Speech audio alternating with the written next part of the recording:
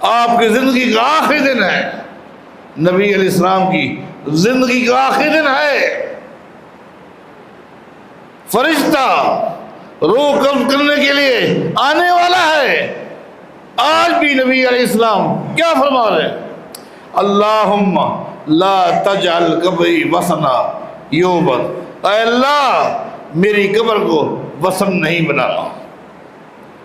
اللہم لا تجعل قبری وثنا یعبد، اے اللہ میری قبر کو بت نہیں بنانا، میری قبر کو بت نہیں بنانا۔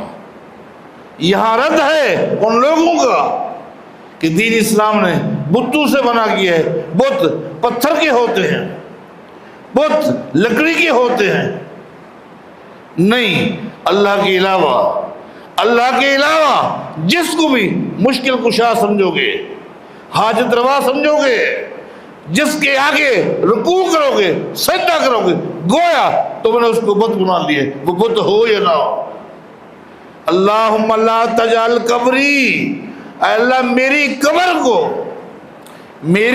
قبر کو بت نہیں بنانا، میری قبر کو بت نہیں بنانا۔ یعبد کہ لوگ آئیں اور میری پوجا کرنا شروع کرتے ہیں۔ لعن اللہ الیہود والنصارى اتخذوا قبور انبیائہم وصالحین مساجدا۔ آخری دن ہے نبی علیہ السلام کا، آخری دن ہے۔ کیا فرماتے ہیں؟ اللہ کی لعنت ہو یہود و نصارہ پر، لعنت ہو یہودیوں پر، لعنت ہو نصارہ پر۔ کیوں؟ انہوں نے اپنے دور اپنے انبیاء کے اور نیک لوگوں کی قبروں کو سجدہ گاہ بنا دیا۔